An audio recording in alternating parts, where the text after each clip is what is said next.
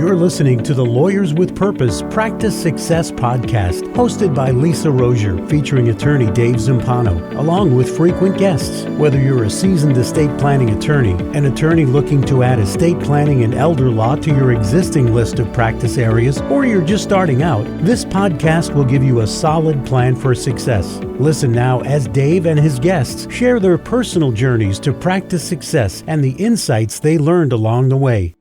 Hello, everyone, and welcome to the Lawyers with Purpose. Yeah, stop. Hang on 1 second. Erach, proper of your last name? Screwvala? Screwvala, just a silent V. Screwvala. That's what I thought it was. Okay. Here we go in 3, 2, 1. Hello, everyone, and welcome to the Lawyers with Purpose Practice Success Podcast. I am Lisa Rozier, and today I'm joined with Dave Zampano, my partner in crime, and we have special LWP member Erach Screwvala with us today. Erach, did I say that right? You got that perfect. All right, awesome. Sounds good. So as always, Dave likes to jump in and get right down to brass tacks with you. So Dave, yeah. your turn. Well, I got to tell you, Erach, this is my favorite time when I get to record these because I get to talk to members.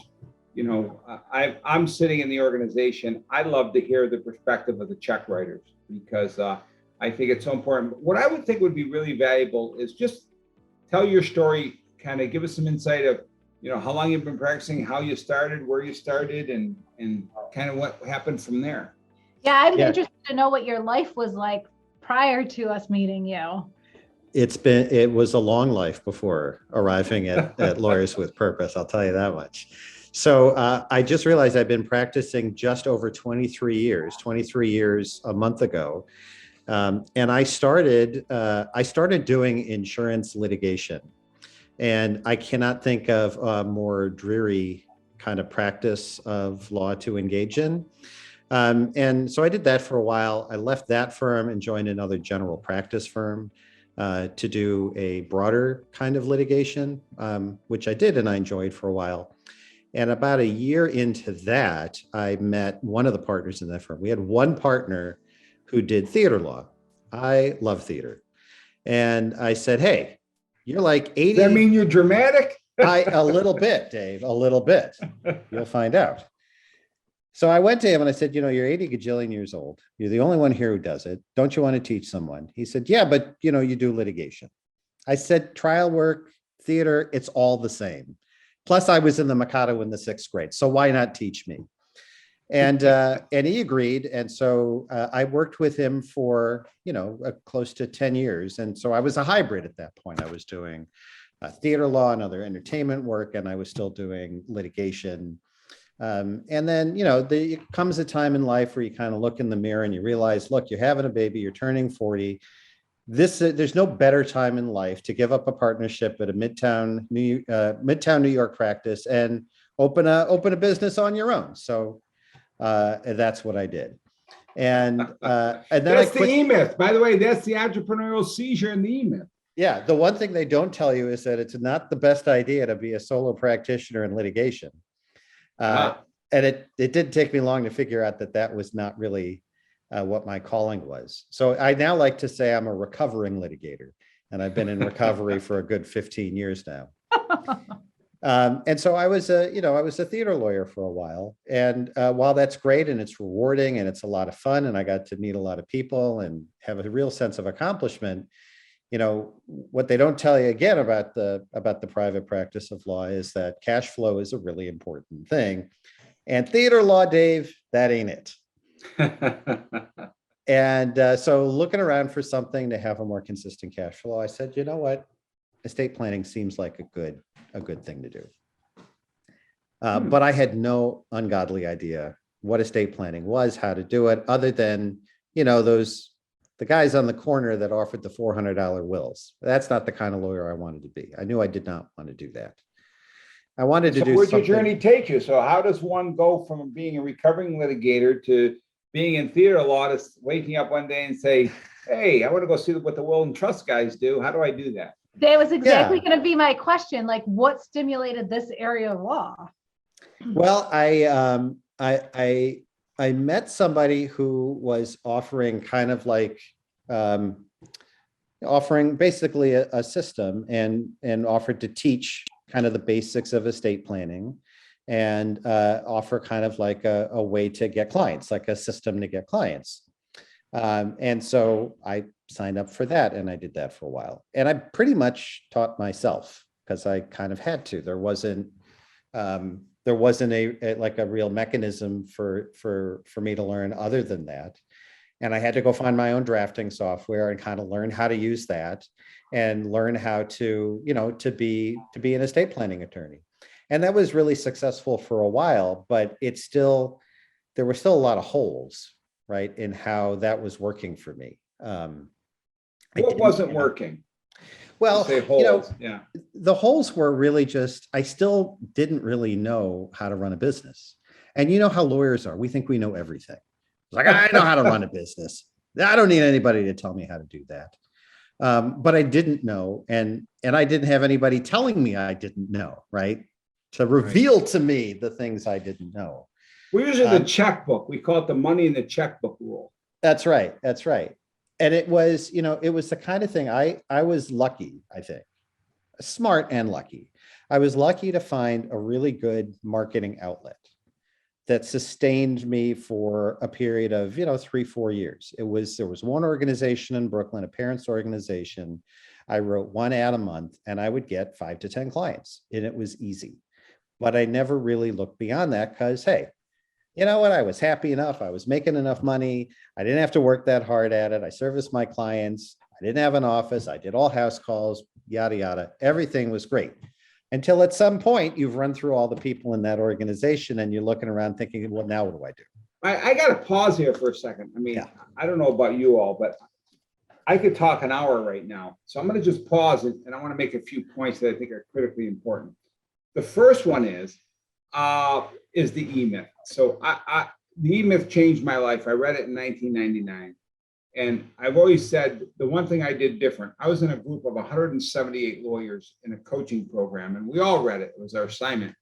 And of those 178, there's a few of us that rose to the top over the last 30 years.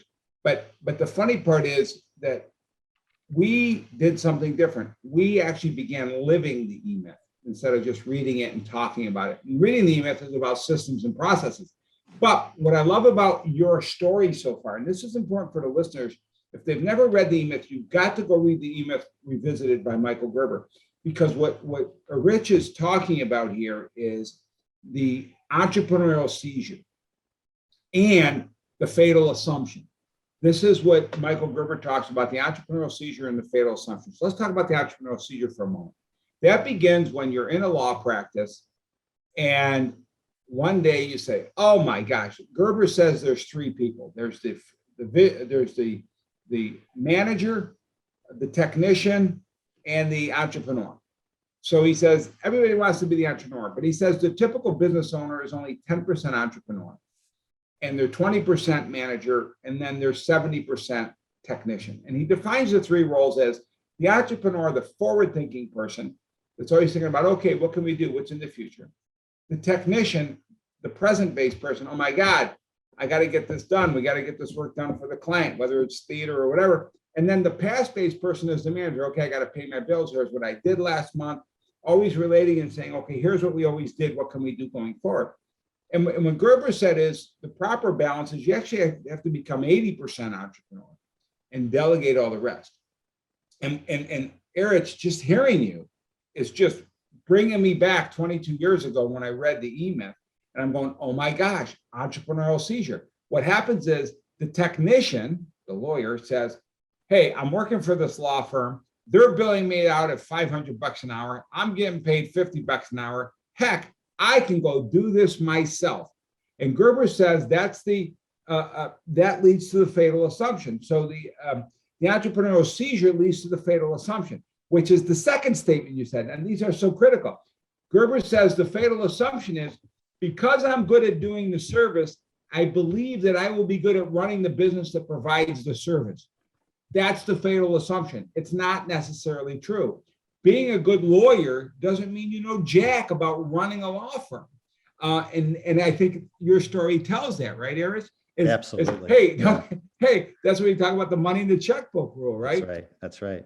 I mean, but the great thing for, what I realized early though, like working in a law firm, and I'm sure if, anybody who's worked in a law firm will realize this too, is that, you think you're all in this collegial environment, but when you're an associate in a law firm, you're basically the assembly line in a car factory.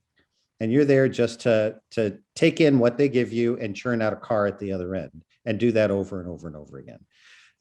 And I realized I at least wanted something more than that. I wanted to do something more than that.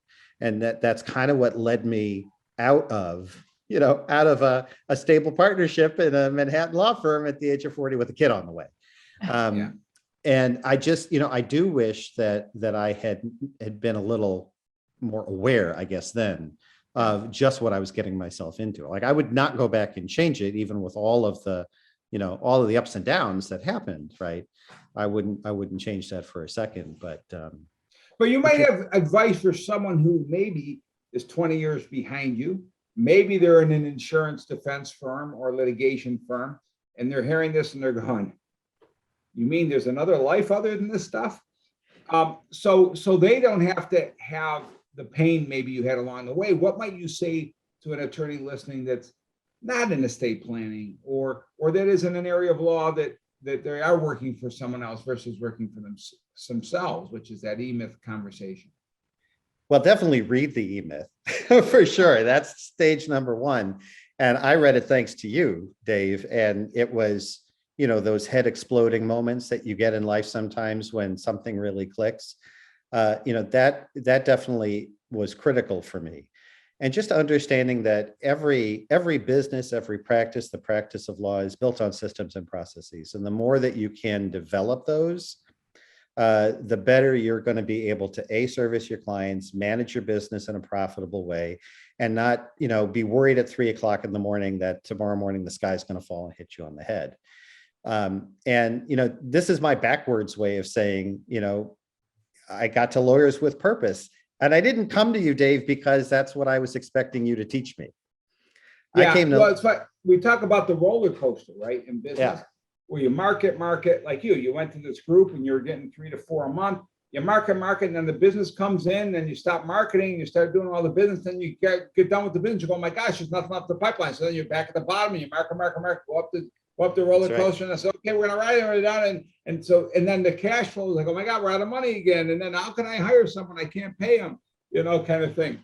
And so along the way, you're in estate planning, and so you said you met Lawyers with Purpose somehow. Yeah, I'm intrigued with that story. I'm intrigued with what you were about to say, Erach. Yeah. So I came to Lawyers with Purpose because I saw something, I don't know whether it's the Facebooks or something ad I got on the internet, but I'd always been afraid of and resistant to the idea of elder law, Medicaid planning, any of that stuff. It felt too complicated. I'm too old to learn any of this stuff, Dave. I'm pushing 50. I don't want to learn this.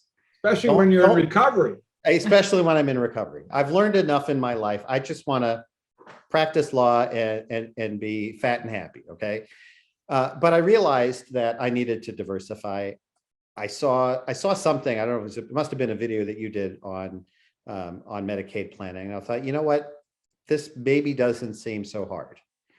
So let me get in here and see what this is all about. So I came to you because all I wanted from you, from Lawyers with Purpose, was teach me Medicaid planning. I don't need any of the rest of it. And then you guys opened my eyes because Lawyers with Purpose is so much more than that. I came for the Medicaid planning. I stayed for the systems and processes, is what I like to say. What's funny is, Medicaid, I think even other national organizations have even sent their members to get their training from us. And you know what that came down to? It's really an E-Myth conversation that I actually systematized and broke down and understood what Medicaid is. And we really narrowed it down to 13 different things and how those 13 things are different for each client or prospect. And once you break it down, it's like you said, it's not as overwhelming. What do you hear when you go to the CLEs? Oh my God, this is always changing. This is crazy. Medicaid laws changed 3 times since 1965. It was created in 65. It was changed in 88 with MECA 88. It was changed in 93, and it was changed in 2006. That's it. Three amendments, 88, 88, whatever that years I just said. I'm losing my mind. But that's it. It doesn't change every year. What changes is the interpretation. So again, when you systematize that, a simple change in how they interpret something just means a change to that part of the system. And it's a relatively easy change, but when you look at it in its totality, overwhelming. Yeah. The I could feel that way. The other thing when you said I love the quote, I came to LWP for Medicaid and stayed for the systems and processes. So explain to me the life-altering change when you realized a system and a process is extremely impactful to a successful practice. Well, I mean, what I learned about the systems and about the processes was I learned why my business hadn't been more successful before I found Lawyers with Purpose. And it's because I was on that roller coaster. It was because I was constantly reinventing the wheel. It was because I didn't have a really set way or a systematized way of intaking a client, servicing that client, making sure they left being raving fans, and would say to anybody they met on the street, at the grocery store, at the ball game, oh my God, my estate planning attorney is the best person in the entire universe. Whoever expects anybody to say that? But without those systems and processes, without kind of a way to deal with a client from start to finish that is all set up, it's very hard to do that. It's hard to get off that roller coaster. And realizing that you guys had that was what I was lacking, and that it was right there. Like I didn't have to go and develop it. It was right there. It was a game changer for me. Erach, let me ask you a tougher question. I mean, I'm going to poke holes in this, right? Because it all sounds good. You're a member. Everybody's looking for the magic bullet, and I think your answer is the magic bullet's there. It's systems and processes. Come on. How hard was this to implement? How hard was this? How easy was this? What were your challenges? What were the things you had to overcome to finally, and what did you finally get to that makes you think you've implemented it successfully? Well, I'm going to admit, I'm not fully implemented. It's still a process. It's a process to get the process, right?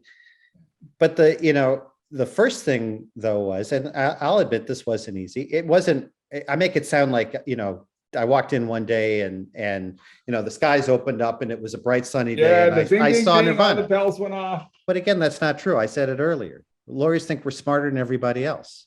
So I don't need your systems and processes. That's how I thought. I just want your Medicaid planning. It did take me a while to kind of realize what was there in front of me and to actually pick it up. But it's nothing is just handed to you, right? And certainly this is not handed to you. You have to make first the conscious decision that I'm going to go all in and I'm going to adopt this practice because I've seen other people do it and I've seen what happens when you do it. And then you have to dig in and do the hard work. You have to reorient yourself about who you are in your business. You have to be prepared to delegate out the things that you need to delegate out. You have to adopt processes that may not intuitively, feel like this doesn't make any sense. This is crazy. Why would I do it this way? So there's a process to letting go. And I went through that, and I'm sure a lot of people went through that.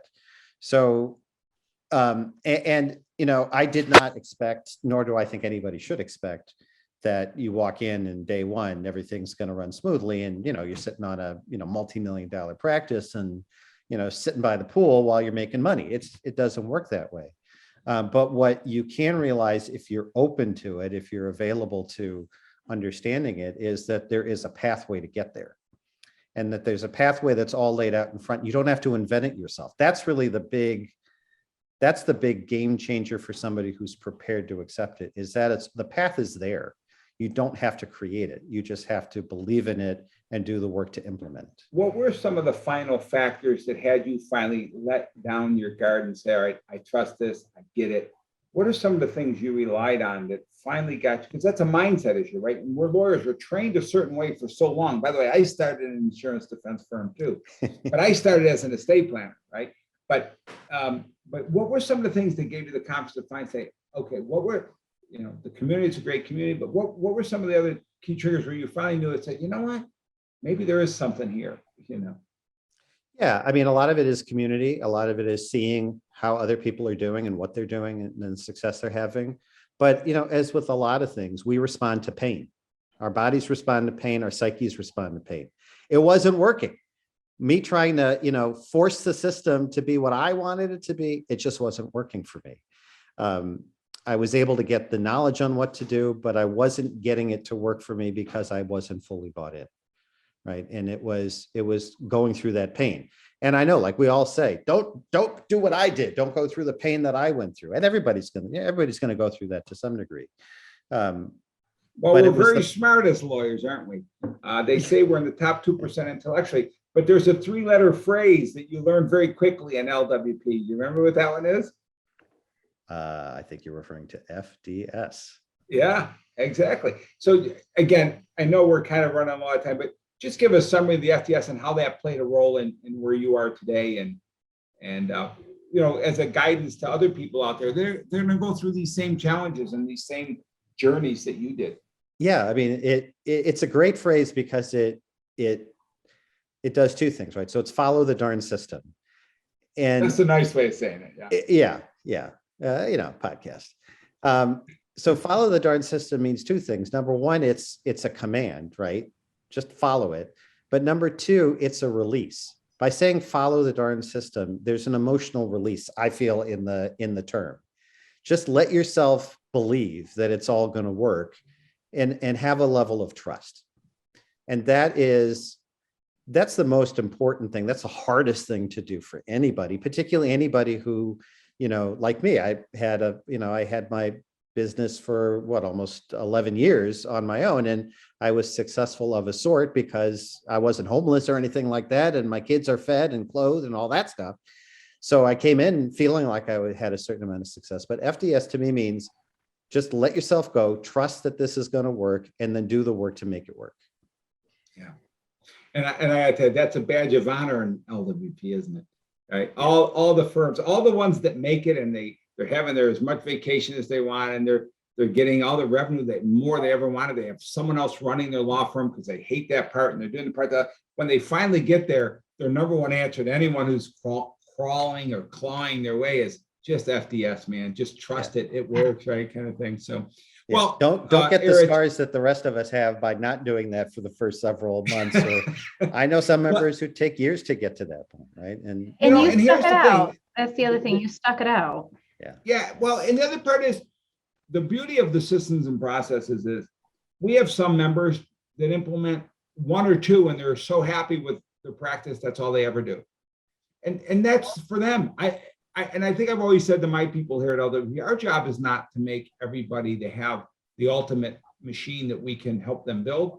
It's to help them have the practice where they have a balance between life and work, and they have all that. It's giving their practices and giving them all they want to maintain their lifestyle and their way of life. And that's really, I think, the goal of any good business, is that it meets the needs of you and your family. So with that being said, Lisa, I'll let you close us up.